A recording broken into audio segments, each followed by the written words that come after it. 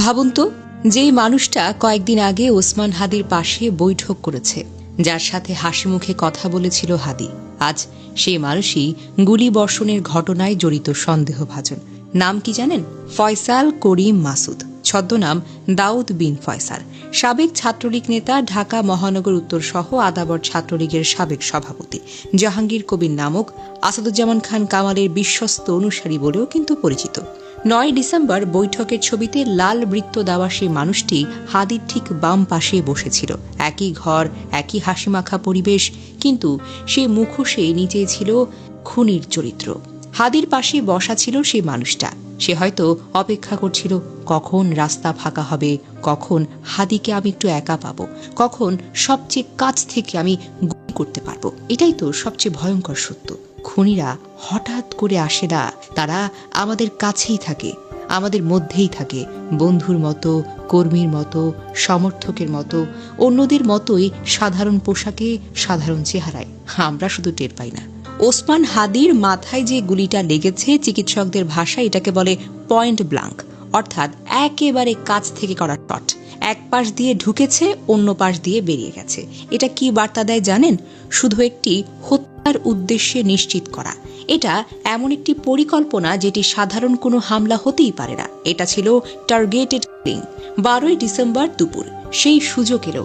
বিজয়নগরের রাস্তায় একটা সাধারণ রিকশায় হাদি যাচ্ছিলেন অজান্তে, পেছনে মোটরসাইকেল, হেলমেটধারী দুইজন। পেছনের লোকটা হয়তো সেই ফয়সালের একটা ছায়া। পিস্তল তুলল, গুলি ছুড়ল খুব কাছ থেকে, মাথায়, ডান কানের ওপর দিয়ে ঢুকলো গুলিটা। শক্ত খুঁড়ি ফুটো করে হাড়ের টুকরো ছিটকে মস্তিষ্কে চিরে ফেলল। বাম পাশ দিয়ে বেরিয়ে গেল রক্তের ঝর্ণা দিয়ে, যেন একটা ছুরি দিয়ে মাথা চিরে ফেলা হয়েছে। রাস্তায় রাস্তায় রক্ত, রিকশায় রক্ত, হাদির শার্ট লাল।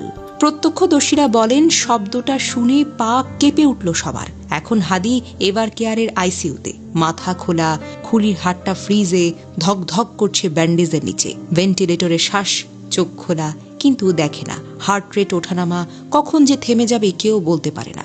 একটা তরুণ জীবন যে গণতন্ত্রের মাটিতে দাঁড়াতে চেয়েছিল, আজ মৃত্যুর পাঁজরে আটকে আছে। কেন বলুন তো? কারণ সে স্বতন্ত্র প্রার্থী হতে চেয়েছিল, ইনকিলাব মঞ্চের মুখপাত্র হয়ে জুলাইয়ের আন্দোলনের স্বপ্ন বয়ে আনতে চেয়েছিল।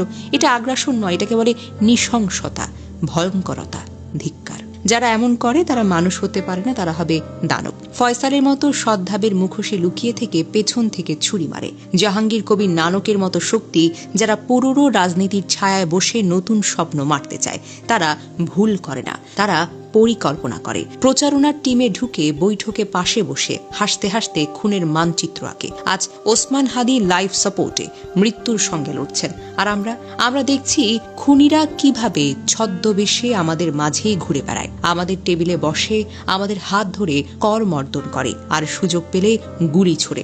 এই বাস্তবতা আমাদের সবাইকে একটা প্রশ্ন করে, আচ্ছা, আমি কাকে বিশ্বাস করব?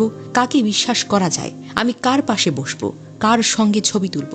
খুনি কি সত্যি আলাদা করে চেনা যায়?